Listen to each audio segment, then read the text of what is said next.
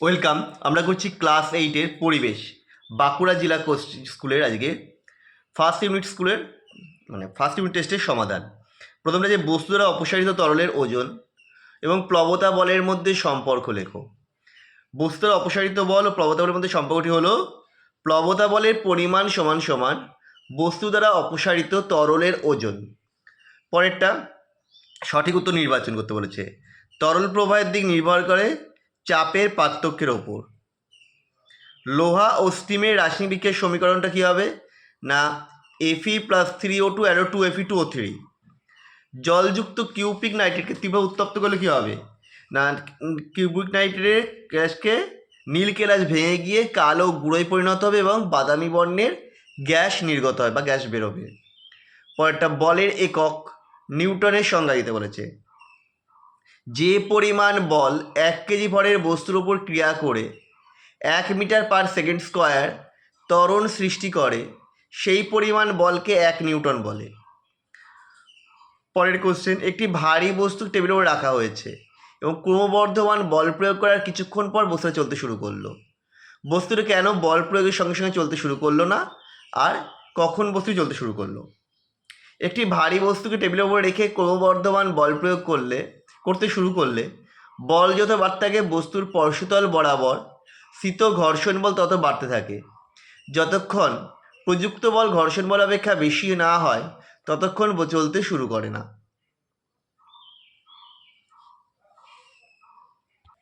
যখন প্রযুক্ত বল ঘর্ষণ বল অপেক্ষা বেশি হয় তখন বস্তুটি চলতে শুরু করে। পরেরটা কুলম্বের সূত্র লিখতে বলেছে এবং চিহ্নগুলোর অর্থ। দুটি বিন্দু আধানের মধ্যে ক্রিয়াশীল আকর্ষণ বা বিকর্ষণ বল বিন্দু দুটির চার্জের গুণফলের সমান এবং তাদের মধ্যই দূরত্বের বর্গের ব্যস্তানুপাতিক। গুণফল না, দূরত্বের বর্গের হবে বর্গের ব্যস্তানুপাতিক।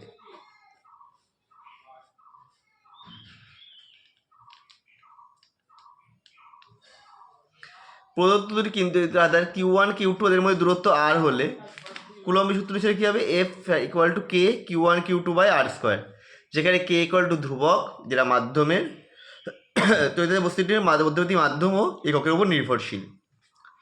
পরেরটা দ্রাবক ব্যবহার করে কে কর্পূর আর চিনির মধ্যে পার্থক্য করবে। কী করলাম, কর্পূর ও চিনির নমুনা দুটিকে পৃথকভাবে উভয়ের মধ্যেই কার্বন ডাইসালফেট যোগ করা হলো। যে নমুনাটি দ্রবীভূত হয়ে যাবে সেটা কর্পূর আর যেটা দ্রবীভূত হবে না সেটা চিনি। অথবাটা তামার উপর মধ্যে কোনটা বেশি সক্রিয় তা কীভাবে প্রমাণ করবে?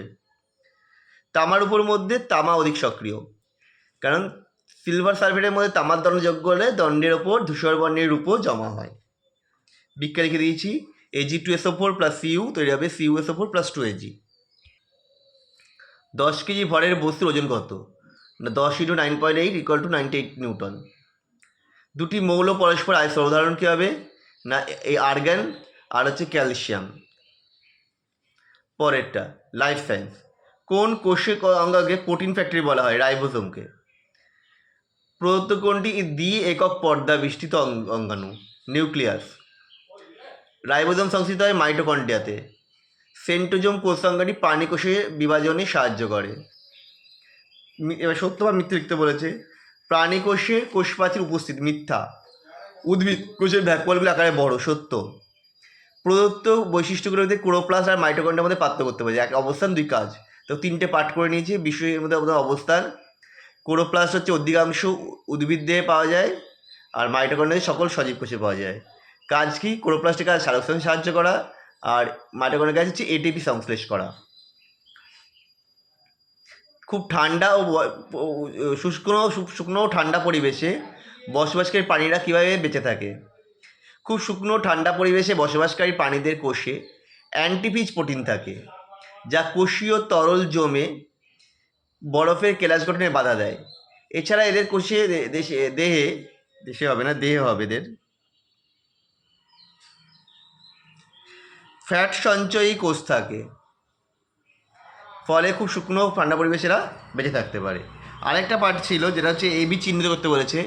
A হচ্ছে অক্সিজম, B হচ্ছে ক্রিস্টি। তো আমাদের ভিডিওটা কমপ্লিট হয়ে গেল। কেমন লাগলো অবশ্যই কমেন্ট করে জানিও। আবার দেখা হবে নেক্সট ভিডিওতে।